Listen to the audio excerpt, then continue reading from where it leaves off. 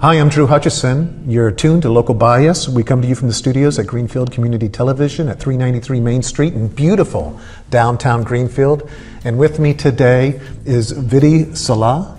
Yes. Oh, I remembered. I'm sorry. Welcome to the program. It's so nice to see you. Thank you. And you have a series of Bollywood films that are being shown at the Garden Cinema on the first Monday of the month, or second Monday. Second Monday of the month. So we just had one yesterday. Yep. So can we just talk a little bit about, even though it's already happened, what was yesterday's film? Yesterday's film was called PK, just the initials P and K. And the film is a satire, a comedy on organized religion.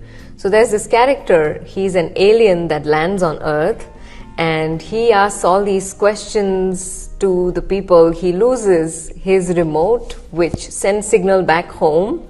And so he's asking people, where can I find it? What do I do? And they don't understand what he's trying to communicate, because they can't imagine that there's an alien among them. So they said the only person that can help you is God. And so begins his quest to understand religion as created by human beings. Mm-hmm. So that is what the whole story is about, and it's super interesting. Like all Bollywood films, it's not just comedy, it goes into a little bit of tragedy. There's a romantic subplot between these two people who are from different religious sects and countries. The woman is a Hindu from India and the guy is a Muslim from Pakistan. And so there is that subplot which is about these two countries that were separated during partition, just because the colonizers drew an arbitrary line and separated these two countries based on religion, and we can see the effect of that in the culture of our movies.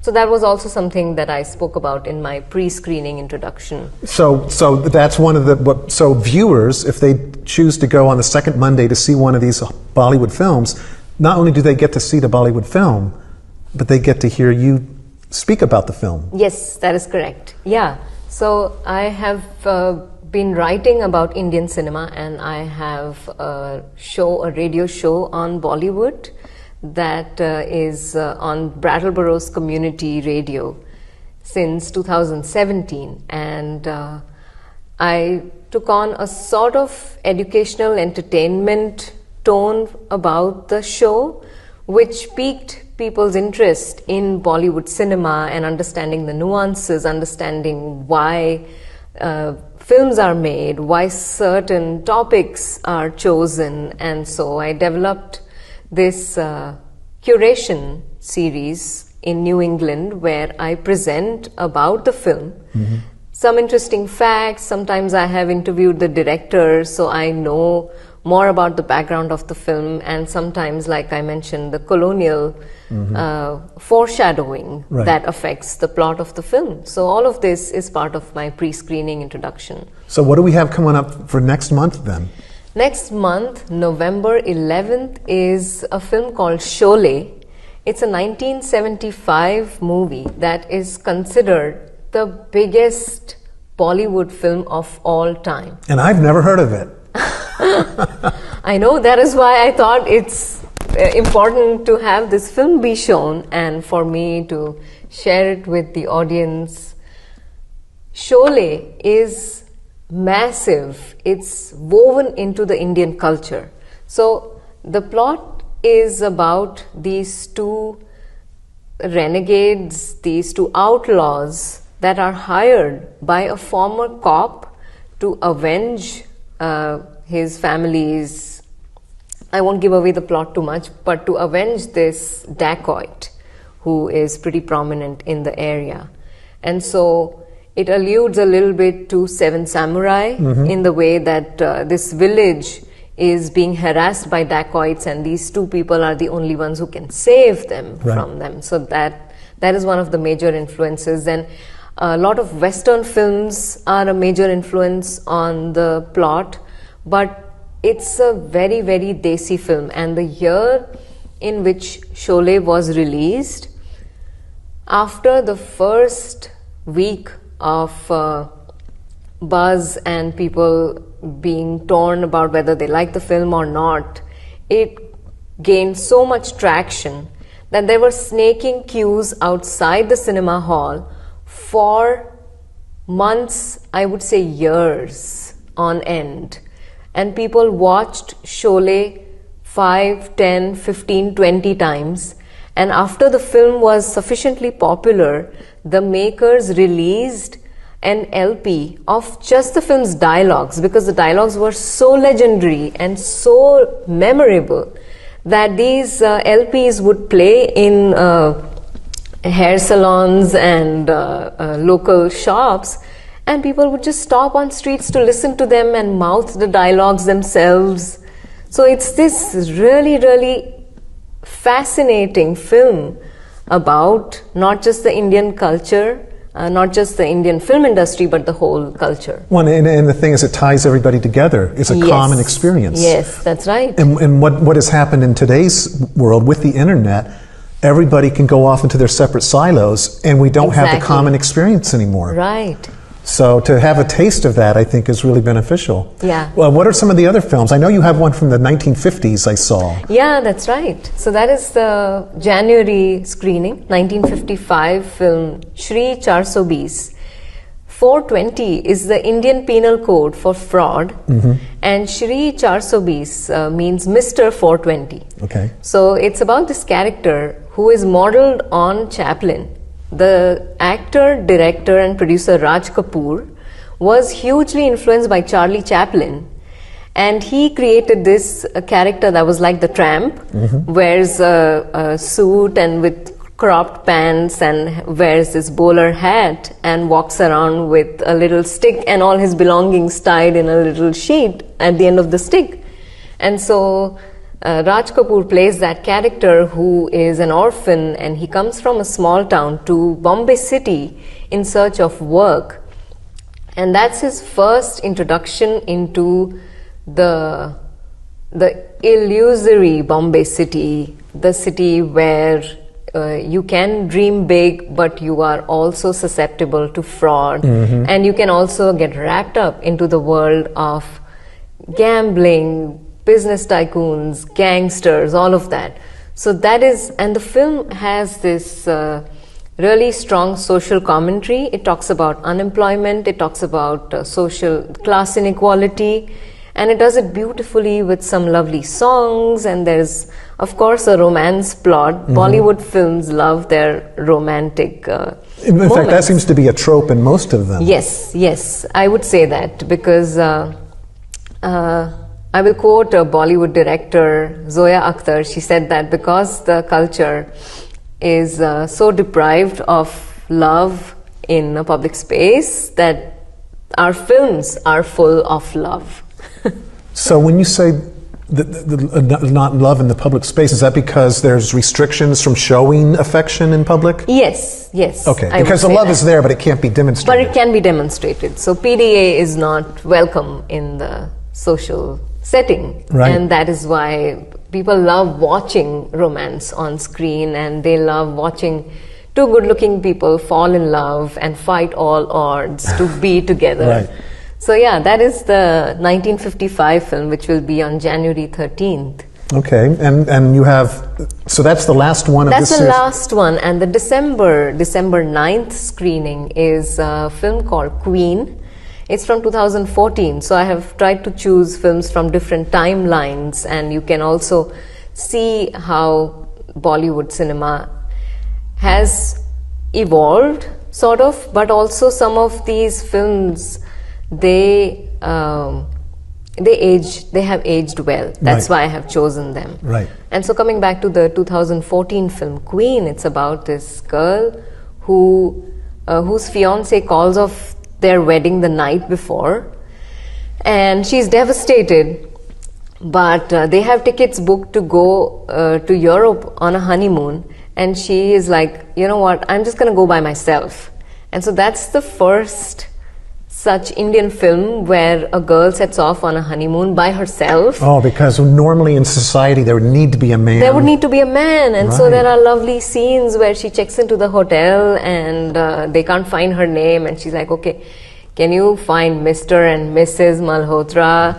And that's how, so yeah, that's That's an endearing feminist film, which is a pretty good time in India when those films were coming out in the 2010s decade, and so that's a lovely film that I would encourage people to come out, especially women, to come out with their mothers, with their girlfriends, with their sisters, and enjoy the screening of Queen. And you yourself, your background is as a journalist who helped write about these Bollywood films. Right. So tell me, how did you get involved in journalism in the first place?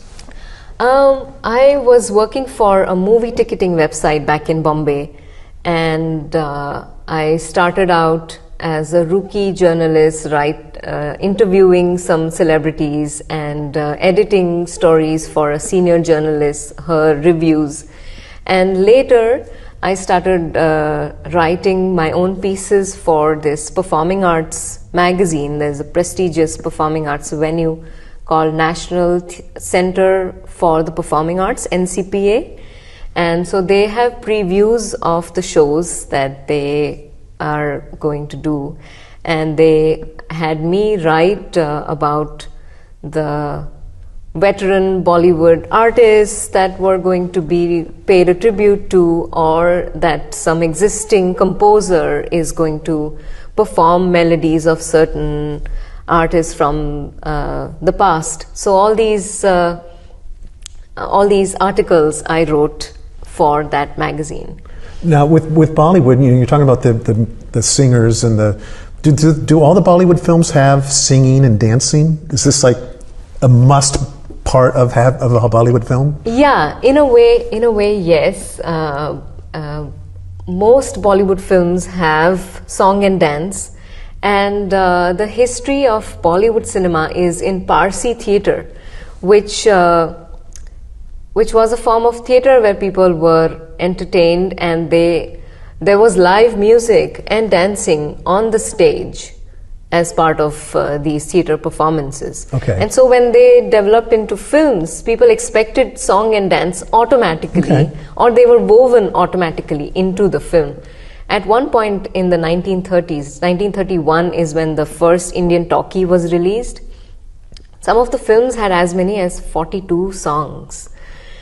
And so, yeah, and they got trimmed to now an average of 5 to 7 per movie album. So yes, Bollywood is synonymous with song and dance. Having said that, there are enough number of films like thrillers that don't have song and dance, that will have music as a background.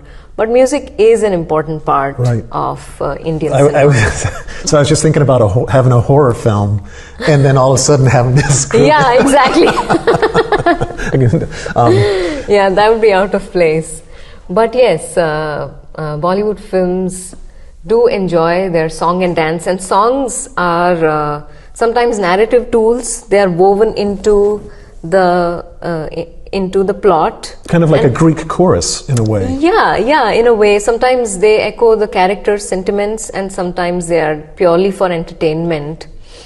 And in fact, I forgot to mention that I also write a column for local Vermont newspapers. The Brattleboro Reformer. Brattleboro Reformer, Bennington Banner. So I have several pieces on, I've been writing for a year now, a monthly column. So there is a piece I wrote about music in Bollywood and how it all started, and you can find that on my website. And so in the description that when we upload this interview to YouTube, I'll put your link to your website. I went to it and it was lovely. Oh, great. There's a lot there. In fact, more than we could talk about in half an hour. Yeah, that's true. That's true. I have written a lot. And you were telling me you met your husband. He is from Vermont. Yeah. And he was in India, and he's a musician. Yes, that's right. And so it sounds like a Bollywood film right there. Certainly, yeah, I definitely feel that way. My husband is from Vermont, and he had been learning Indian classical music since 2006. And we met at this heritage hotel that I was managing, as well as part of the organizing committee for the Heritage Festival, and he came to perform a concert there. So that's how we met, and I was also impressed by how steeped in the learning he was, because Indian classical music is not easy to learn, right? And let alone perform on stage. That is a different ball game altogether. So. Right. I was watching the concert for George. When George Harrison died, Anushka Shankar was one of the performers, and I think Ravi was still alive back then. And they were because Ravi was teaching the musicians their parts, and rather than reading sheet music, he'd go ticka ticka ticka ticka ticka ticka ticka ticka ticka, and that's what they would have to play. And I just thought that was so interesting because I'm a musician, and one of the things that my teachers have taught me is that if you can sing it, you can play it. Right. Oh, yeah, that makes sense. And so I love Indian music. I mean, there's something about, especially in the morning when you get up and you put on one of those early morning ragas, and the day unfolds, and it's, everything's peaceful. The sun hasn't quite come up yet. Everything's just slowly unfolding. And then later in the day, of course, there's more energy, and the music corresponds to that. Yeah. And it seems just so much more of a natural rhythm in life than what we have in our crazy world. So yeah, it's an oral tradition. Do you have any children? No. Okay, well, that's a little personal. I'm sorry. I was just curious. Yeah. And how often do you get back to India? I try to go back every winter for some time to visit my family and friends. And to get away from this weather. Yes, that also. Yep. So in Mumbai, is it always warm, or what are the seasons? Yeah, Mumbai has a pretty prominent monsoon season, which is from June through September. And otherwise, it's really hot and humid. You can relate because you're from Florida, which is also pretty humid. So humidity is the main characteristic of Mumbai weather.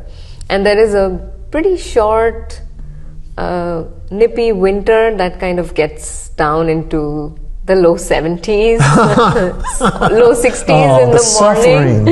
I know. That's why, when I moved here, it was such a hard change. And also, in Mumbai city, in January, if it drops down to the low 60s, then people's sweaters and winter wear start coming out. And so that's the weather like in Mumbai. I didn't, when I moved up here from Florida, I didn't know anything about wearing layers, having long johns. Right. I think I maybe had a pullover. I didn't have any winter shoes or anything.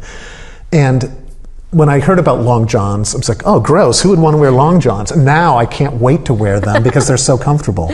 Yeah. So you do it, it's possible to adapt to different cultures. But I'm just wondering, what surprised you when you moved here? What kind of stood as, wow, I didn't expect that. That's really weird. Weird. I don't know. Was it the food, or was it people's attitudes, or? I think that there is generally a lot of I don't know how to put it. I love the sense of community in New England, but people can be a little sheepish, especially when it comes to interacting with other cultures or coming out to watch a Bollywood film, because sometimes it's hard to convince people what you can expect. Right. To engage with something like that.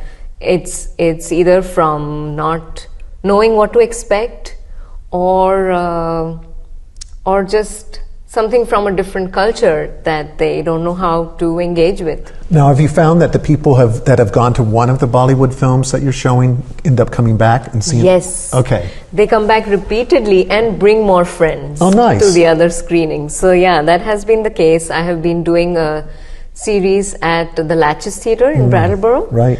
And now it'll be the third year of me doing a weekly series there. Wow. So we do one film every week, a couple of times in the week. And people will come for repeated screenings because we show the same film a few times in the week. And the next time they'll bring a friend because they enjoyed watching it the first time so much that they're like, hey, you got to experience this. That's so lovely. And so you're doing that regularly at the Latches in Brattleboro. And then in Greenfield at the Garden Cinema, it's the second Monday. Is that the only screening then each time? Yes. In Greenfield, it's one screening a month because they have such a range of programming that they do all through the month. There is the silent films, Right. and there are some classics that they do. So we are starting with one film a month, and we want to see it grow into a monthly thing so that people can remember that they can expect to watch a Bollywood film every month Right. at Garden Cinemas. Well, I'm interested, and I hardly ever go to films, so I'm just really curious. Now, is there a special ticket price for people? Yeah, the adult tickets are $10.50, and for students, veterans, and seniors, it's $8.50. Okay, well that's a reasonable night out. What is it? A 7 o'clock showing 6:30 p.m. 6:30 p.m. So still can get home in time to go to bed at a reasonable hour. Yeah, Because yeah. do Bollywood movies last longer than regular? They run a little longer Right. than the usual. The average length of the films that I have selected is anywhere between 2 hours to 3 hours. Especially the old films, they used to be 3 hours long because that was the only entertainment for people Right. in India at the time. So they'd want to spend as much time inside the theater getting entertained and going through a range of emotions. That is also why Bollywood films don't have one theme or one core emotion, like how you have a thriller in Hollywood that has a certain undercurrent, a certain tone. Right. In Bollywood, it goes through various emotions. There'll be tragedy, romance, action sequences, And then some comedic. and some comedic elements, all of that merged together with song and dance. So the entertainment quotient is really high, and it's meant to be a spectacle Right. that people can just... Escapism is the main reason why Bollywood films are made and why Indian audiences want to go to the theaters and watch them. And one of the interesting things you were telling me before our interview was that the music from the Bollywood films is the most popular music in India. Yeah, it is the most dominant, and the music has been created as an advertising tool for audiences. So in the past, before television, people had radios, and on those radio stations, they'd play songs of the Bollywood films that are about to release, and people would listen to these songs every day and familiarize themselves. Then once the movie released in theaters, they'd want to go and watch the picturization of these songs, Right. see what actors and actresses are essaying those roles, and then get like an audio-visual acquaintance with the songs. Right. And so they developed into more creative lyric writing, more tune making, and making it more nuanced. At one point there were like 100 musicians in a recording studio. In the 60s, especially the golden era of Bollywood music, the music making was on a whole other level. Directors would choose their composers and work with only a certain director, and if that music director wasn't available, they'd push the filming because the music was such an imperative part of the movie's success, that if the people cannot connect to the music, then they won't want to watch the film. So in that sense, it became an inseparable part of Bollywood cinema. I'm curious if there were ever any major flops because a new musical director came in and totally created music that nobody liked. Yeah, that was definitely the fear. And that is why they were so scared to experiment. And I interviewed this director who made a 1981 film, Umrao Jaan, which is a period drama about a courtesan, and it's based on an Urdu language novel. So he made certain creative choices of choosing this music director and choosing a playback singer who was popular. Asha Bhosle, she's one of the biggest Bollywood playback singers, over a trained ghazal singer, because that was the main form of semi-classical music for that film. But he made these creative choices, and people were like, no, you're making the wrong decision, this is gonna be a flop and it's not gonna work. And he just charged through, and the music album was a super mega hit. Well, I'm glad to hear that, because I think all too often is that we end up conforming because we don't want to rock the boat. We don't want to mess up a formula that's been working. And yet then what happens is you don't get innovation if you're always doing the safe thing. Yeah, that's right. So there have been equal number of instances of people walking the safe path and then doing something out of the ordinary and getting results. So Bollywood music has also been an evolution of people trying out different things and sticking to certain musical traditions, all at the same time, balancing everything together. Well, I hope that our viewers take a chance to have a new experience for themselves. And Vidhi, we're running out of time, so I'm going to cut the interview short now. But I'm delighted that you're doing this, and I'm going to come out on a Monday night. Yay. I don't have my kids, so that sounds good. And so the next one, so we just had October's was yesterday. So November's would be the second Monday. Second Monday, November 11th, Okay. December 9th, and January 13th. Okay. And the schedule is up at the Greenfield Co-op, at some of the businesses in downtown Greenfield. So if you're walking around, if you see Bollywood, that is me. And you'll be there because you're going to there. help explain what's going on. Exactly. Well, thank you so much for joining me on Local It's a Bias. pleasure. It's an absolute pleasure. Thank you so much. I'm Drew Hutchison. You've been tuned to Local Bias. My guest, Vidhi Salah.